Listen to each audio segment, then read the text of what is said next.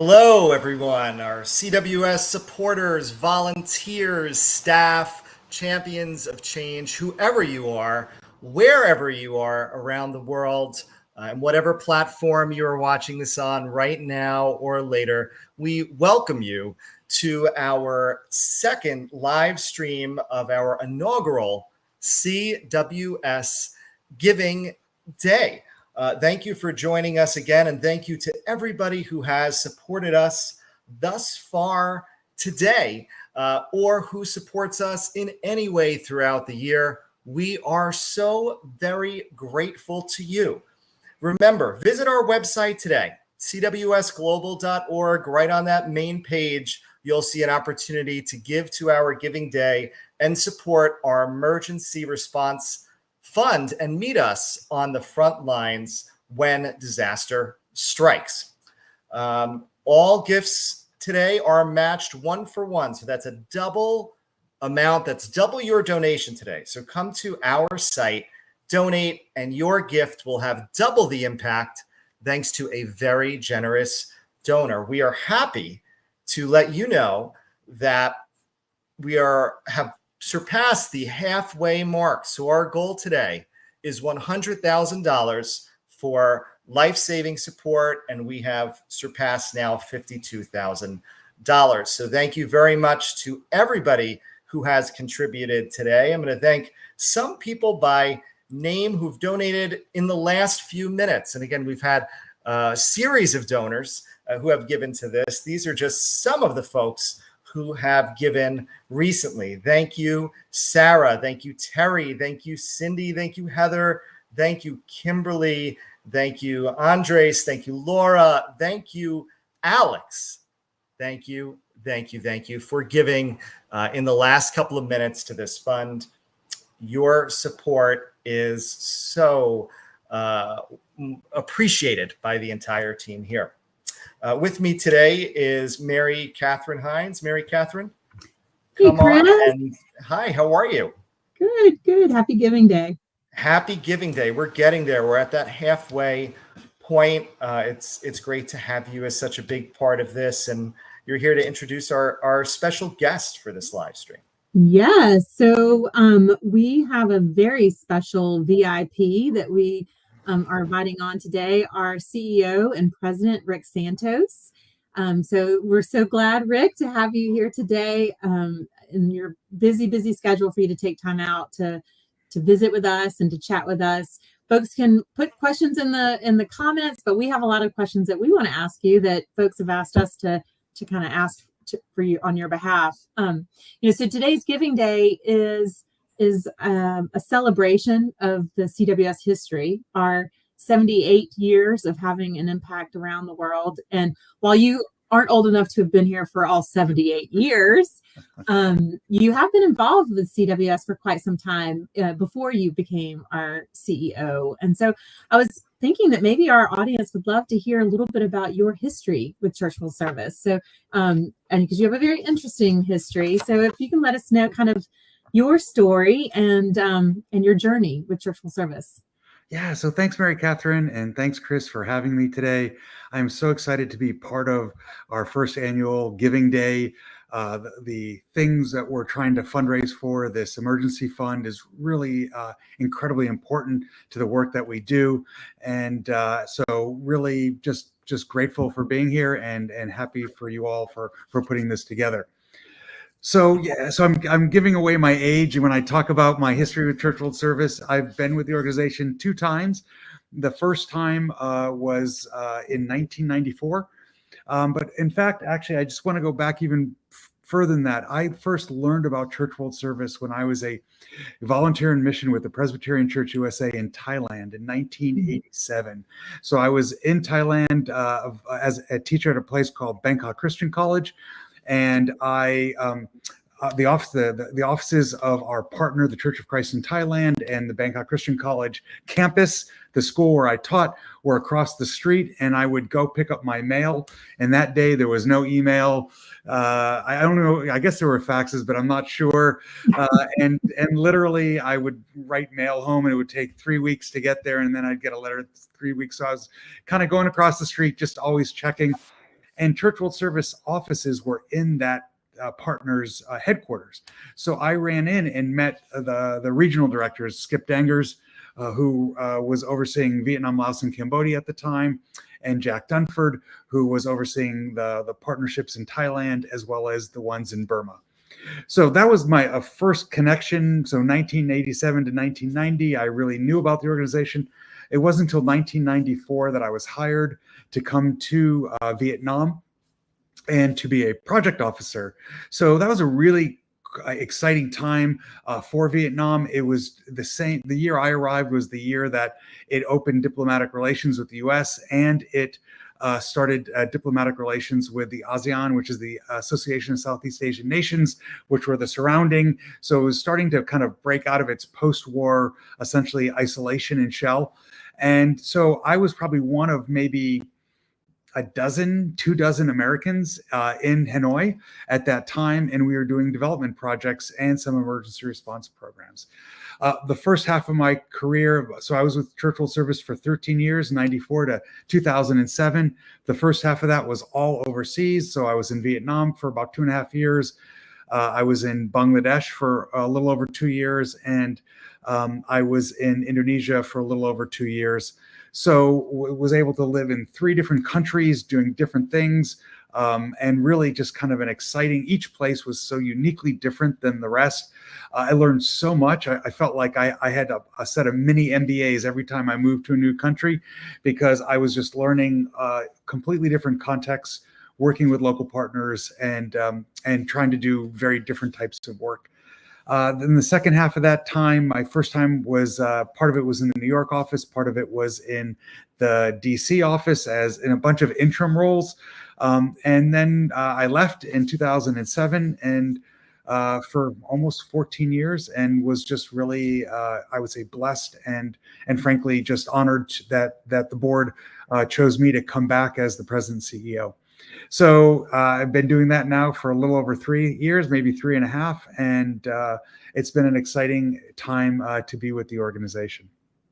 That's great. Well, we are excited to have you back at CWS, and how great that you are a CEO and president who has so much on the ground experience of all the different parts of CWS. That's a really tremendous asset. It's something unique, I think, for us as to have you as a CEO with lived experience in the field.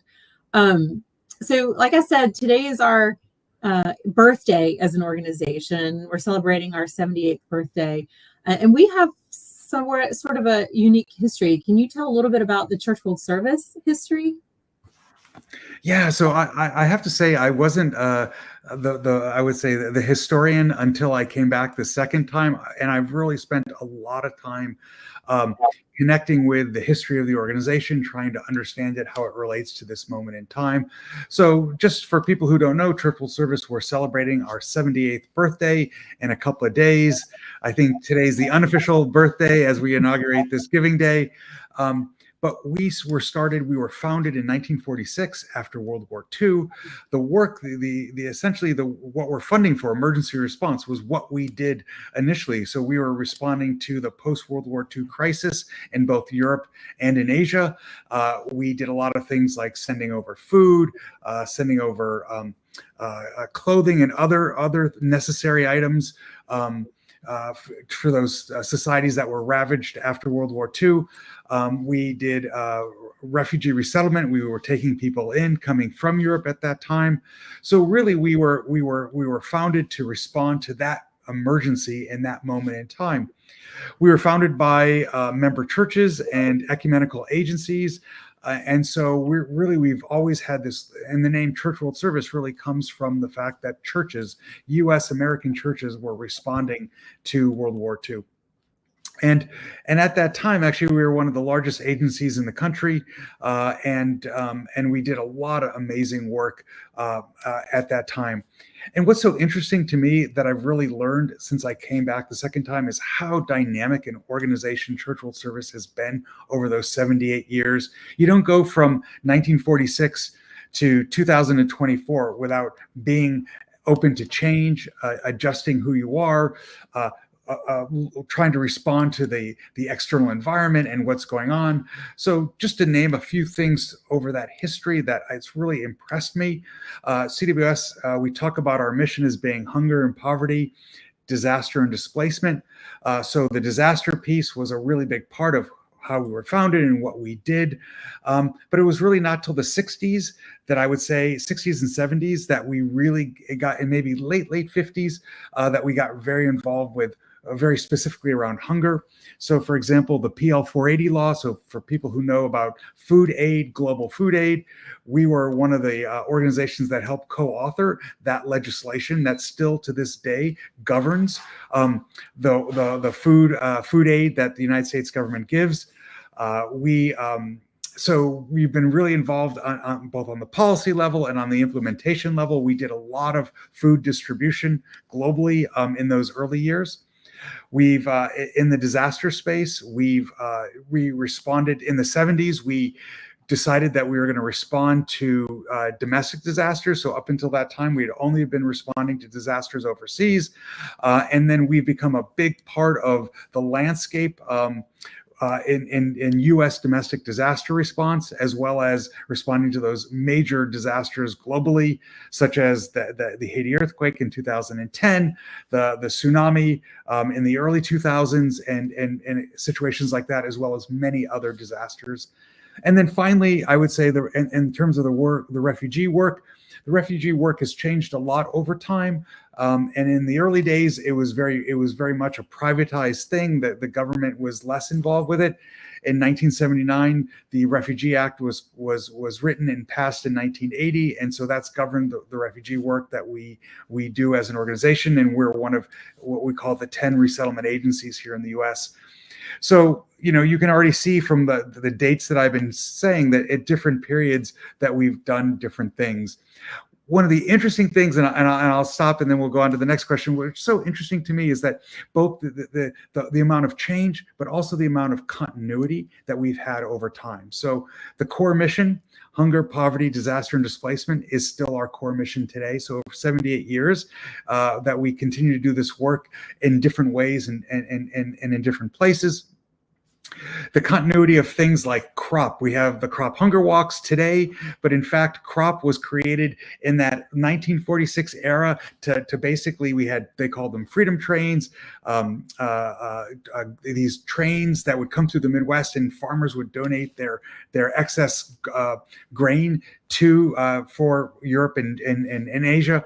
And so that morphed later on from that to the CROP hunger walks, and who knows, as we think of the future, how that term will be used and how we will think about that in the future. So, and also our member churches, we've had this long-standing history with many of our member churches, and that continuity goes until today. So it's exciting for me to see both how we embrace this moment and how we embrace change as an organization, but how we still stay connected to the roots and who we are, and the continuity of some of the things that we've done over time. That's great. Like our values have been that cornerstone, yeah. But being able to innovate and change and adapt around those values is so critical. That's great. Yeah. Very helpful. My next question is also very similar to one that Tiffany asked in our chat, so I'll lift that up. So what makes, thinking about CWS now, you've shared a little bit what makes us unique in our history, but thinking about now, what makes CWS unique? Why should a prospective supporter become a donor? What makes us different? Yeah. So, okay. So there's a lot of things that make us different. So I could list them. I'll do a few. So first of all, our commitment to our mission, I think, is unparalleled. And I know people, and I don't want to be dismissive of other organizations and their missions, but our mission, so the hunger, poverty, displacement, disaster core mission, has been so central and guides us in pretty much everything we do. So I really am just, I would say, when people begin to talk about church world service, the first thing I think that we always try to do is ground them and ground all our conversations in our mission. I think the second thing is that we are a really, I would say, dynamic organization in multiple spaces. So we're a dynamic organization in the hunger space. So we both do domestic hunger through supporting local food banks and global hunger. A lot of organizations sometimes specialize in one side or the other. The fact that we do both is still really important and I think unique to us. That's true with, I think, the refugee resettlement pieces. We do migration issues. We support migration issues overseas as well as here in the US. So, and emergency response, as I mentioned earlier. So I think that also makes us unique. And I think we do it in a very dynamic, and I think we do it in innovative ways. I would say a lot of our donors literally come back to us and they ask us when they're thinking about something new, whether we'll take this on, because they know that we are willing to take risks and we're willing to try something new, even if it's not tested, but we think it's a good idea and will impact the people we serve. The other thing I would say that's really unique about us is, there's a conversation in our larger, I'll call them the development circles. We are an international nonprofit. Some people call us NGOs. We work with many larger NGOs, global NGOs. And there's a conversation in the NGO space now around localization. And I would say is always interesting to me is back in 1987, when I was a volunteer teacher in Thailand at a school, that was a localized moment. I was literally reporting to the director of that school. So I was working with and for a local institution. And our churches have made this huge part of the missiology of some of our member churches is around this idea of accompaniment, that we accompany partners. And they're not just like in many organizations in our space call them subcontractors or try to kind of a very asymmetric relationship with local partners. And I would say we've been modeling it for almost 30, 40 years, an approach to localization that I think is unique and actually and you can see the fruits of how organizations have been successful. The one I worked for in Bangladesh, CCDB, the Christian Commission for Development in Bangladesh, is an amazing organization. Today, it was founded after East and West Pakistan had there's the partition with India, and then East Pakistan split and became Bangladesh. And so that organization literally was founded initially with an international director, actually a guy named Howard Yost, who worked for Church World Service. So Church World Service was the original executive director, and he only did that for a few years, and then we turned that organization over completely to local leadership. And so things like this that I think aren't always on the top of mind for people, but something that's really important and fundamentally how we work as an organization is what sets us apart. And I'll stop there. Thank you, Rick. As part of what sets us apart and that unique value principle, we spoke about how we're there to work alongside communities in so many different ways. And today's call to action of this Giving Day is to support the emergency work we're doing to help build up our vital emergency response fund. And why is the response work that we do so very important?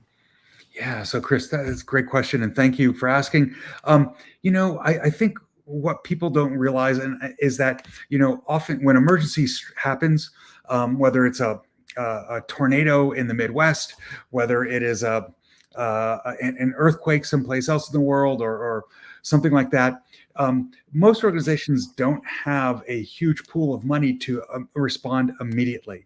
So we're trying to fundraise as the emergency is happening.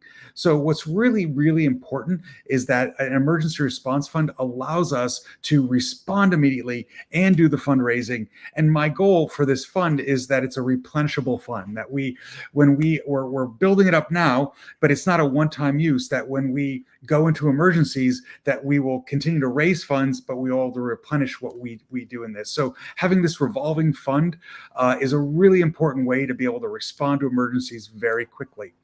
Just to share a very, very personal story, I was in the Haiti earthquake in 2010. I was buried under the Hotel Montana. You can actually, if you Google my name in Hotel Montana, I think there's still stuff circulating on the web. But I know I was literally rescued out of the rubble of the Hotel Montana.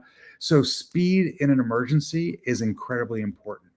So the ability to have speed, to be able to respond very quickly, really depends on the resources already at hand.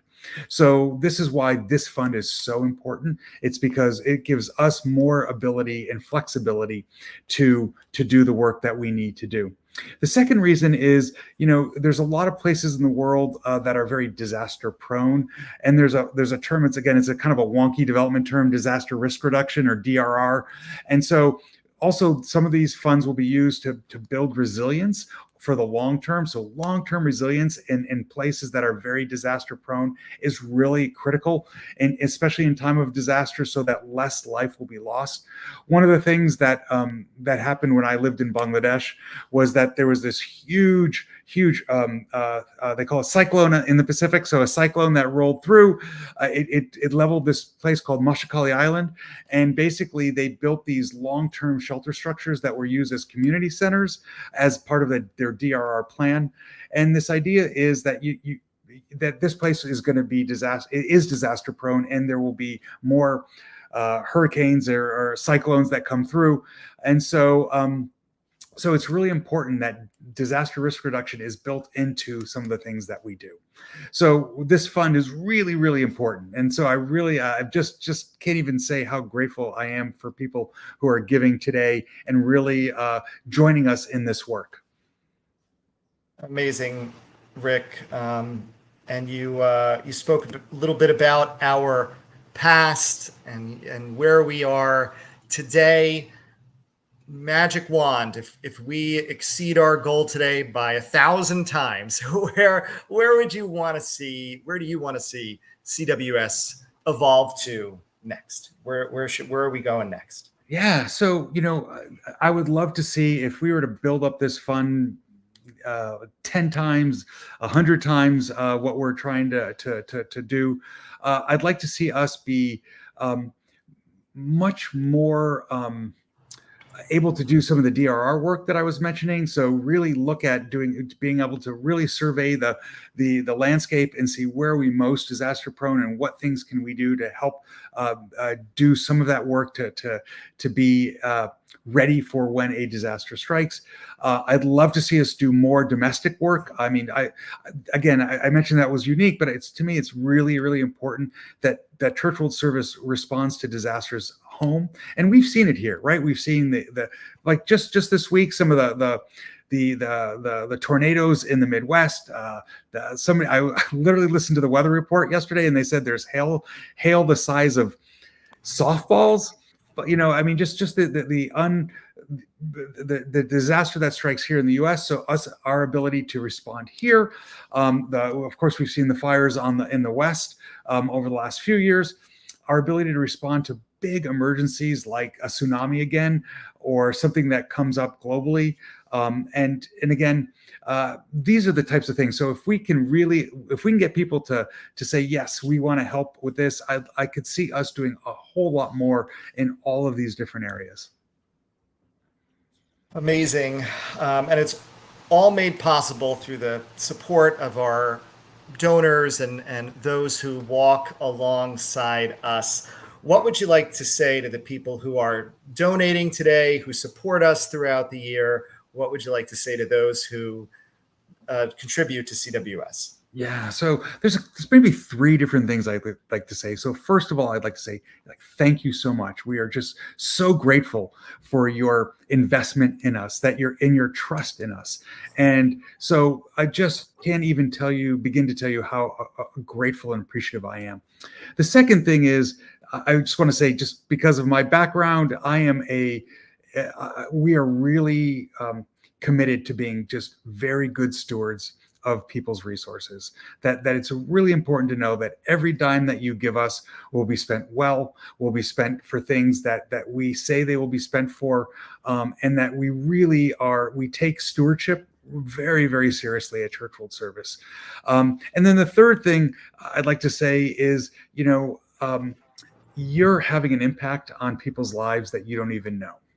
And I think it's such an interesting, I think it's part of our faith and who we are. If you read Welcoming the Stranger in the Bible and the way that we are commanded to help those in need, that in some interesting way, a donation to us is a leap of faith that we will serve those who need to be served. That we pride ourselves on serving the most vulnerable populations. We pride ourselves on really working with and really trying to do the best we can to help people who are most in need. And that the third thing that I want to say is that that's what we're doing. And we really, and we're so grateful for that leap of faith that you take to trust us to be able to do that work. That we do that work again here in the U.S. and overseas. That's great, Rick. Yeah, that's so true that our donors are a little different than donors who give to maybe a health related or they want to help their cousin who's got cancer, and these are great causes. Yeah. But the people who give to CWS will never personally, they're not suffering from hunger or lack of water or displacement in general. So really, really wonderful. And most of them will never see the global work that we do.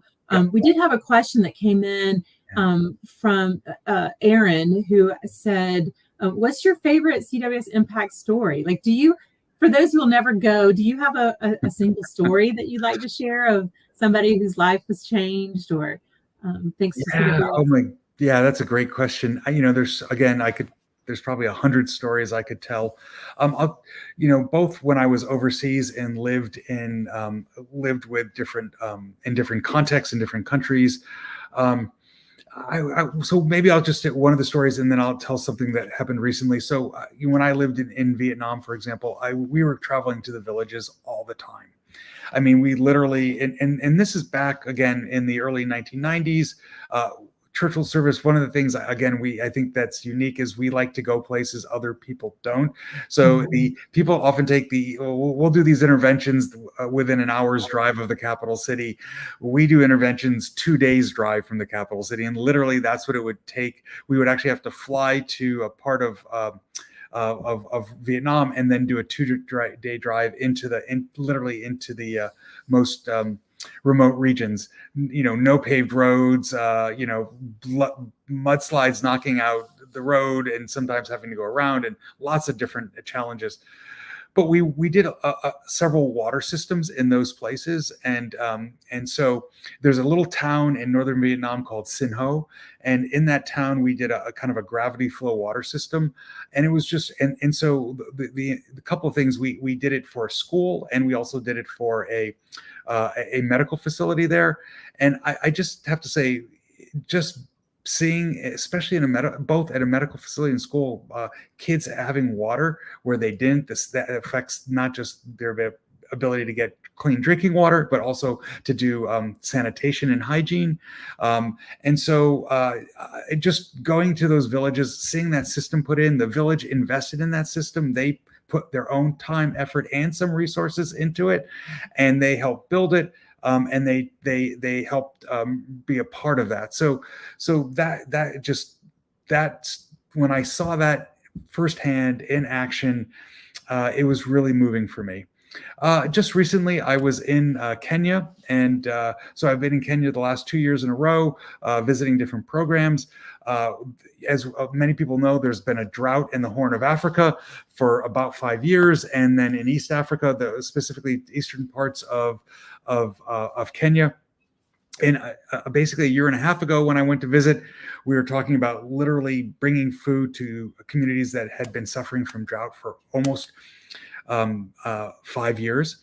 And so, and then this year when we went, we all of a sudden went to one of the same areas in Tana River, and we saw that people not only had the drought ended, but the rains were so torrential that they created flooding and displacement. So those villages that we had been helping with food just a year and a half ago, we were now still helping with food, but for a completely different reason, is because they had been literally flooded out of where they lived, and they were living in small camps by the side of the road. So being able to see those families and to hear their stories is really has been really, I would say, it touches your heart, and it makes you ask, what can I do more? That's great. Do you have time, Rick, for one more question? Yeah, there's a great question here yeah. From Amir, and he said, what inspired you personally to dedicate your efforts to fostering community empowerment and serving those who need help around the block and around the world? So what inspired you? What was your formative moment? So that's a great question. I have to go back again in time, and I was when I was a student at George Washington University, an undergrad. There was a minister. His name was Bill Crawford, Reverend Bill Crawford, and Bill was a Presbyterian minister. And I was kind of didn't really know him real well, but got to know him through some student activities. And Bill challenged us. There was an ecumenical Christian ministry on campus that I participated in, and as well as Bill, there was a soup kitchen that's still there today in DC called Miriam's Kitchen. And Bill's like, hey, you think you're doing stuff in the world, but you need to come out and help, and really challenged me. And so I volunteered. So as a college kid, you had to get up at 4 a.m, and you had to kind of get there and cook and prepare the meal. And we served homeless in DC in the early 1980s. And that experience, and then from that moment, I mean, I'm still in touch with Bill. I haven't talked to him in a while, but I talked to him several years back, and I said, Bill, I blame you for the rest of my life, for the trajectory that I've been on. But he really, his inspiration, his challenge to me to get involved, and to do something more with my life, and do something to serve those, was a really critical challenge. And so. So I would just say that was the first part of that journey, and in a sense, that's what inspired me, I think, initially. And then when I went over to Thailand as a volunteer, I really got to see, because Thailand at that time in the late 80s was the quote unquote the refugee camp of Asia. So you had Vietnamese, you had Cambodian, you had Laotian, Vietnamese on one side of the country. And then when I was there, the election where Aung San Suu Kyi ran and then won and then was imprisoned, and then there was refugees coming in from Burma. And I had the experience of being able to go to some of these camps in my spare time when I wasn't teaching, and really understand and see what was going on. And I would say it was that during that time that was probably the second kind of thing that really ignited, I sensed this desire in me to do what I do today. Well, we are very grateful that you do what you do today. We're grateful for Bill for encouraging you way back when. And thank you. Yeah, thank you so much for your leadership and for helping us. I mean, with you at the helm, we are doing amazing things as an organization, and we're so grateful to you as our leader. Thanks also for joining us this morning or this afternoon, depending upon where you are. Thank you so much. And just reminding everyone that the funds we raised today are going to provide critical support to do the things like Rick talked about, and the things that he's done, supporting our emergency response fund, providing shelter and food and care to people in crisis. All of you who are watching and who support us, you are CWS, and all of this is thanks to you as well. So we say thank you to you, and happy birthday to you. Chris, what's next on our agenda? What do we have coming up? I'd like to spotlight, Mary Catherine, one of our donors. I think it would be great at the end of these if we can highlight a donor, if we can pull up the photo of that person. This is, and we have so many people who support us all around the country, all around the world. You are all our champions. But this was a picture that was sent in to us of Reverend Dr. Pat Medley. She is a crop hunger walk volunteer, and she had this to say. God is love. When we live our faith by sponsoring and donning the t-shirt, walking together enthusiastically, gathering donations and giving generously, we get to experience God's love in action.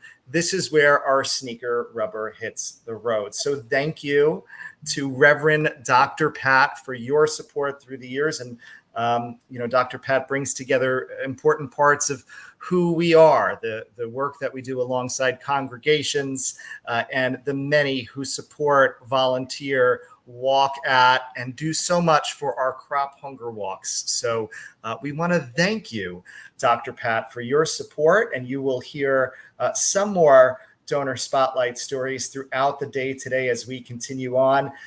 Next up for us at 2:00, you don't want to miss it. Our next live stream is going to bring together one of our staff who's currently in Moldova, working alongside with Ukrainian refugees, a staff member from California, to talk about the work that we are doing in Orange County, and also Olha.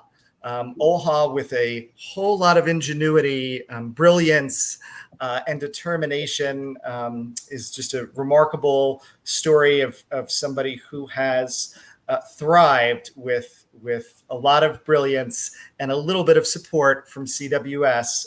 She and her family came from Ukraine a few years ago, and we can't wait to have her on at 2:00 across our social platforms. So make sure you join us then. Want to thank Rick again for joining us today. I want to remind everybody who is watching us that we are now close to the $54,000 mark. Our goal today is $100,000. All gifts are doubled today, thanks to the support of a very generous donor. So make sure you come onto our website and you give generously today to support our emergency response efforts. So thank you all again for tuning in. Thank you for your support today. And thank you for your support throughout the year of CWS. We'll see you soon. Thanks, everybody. Bye.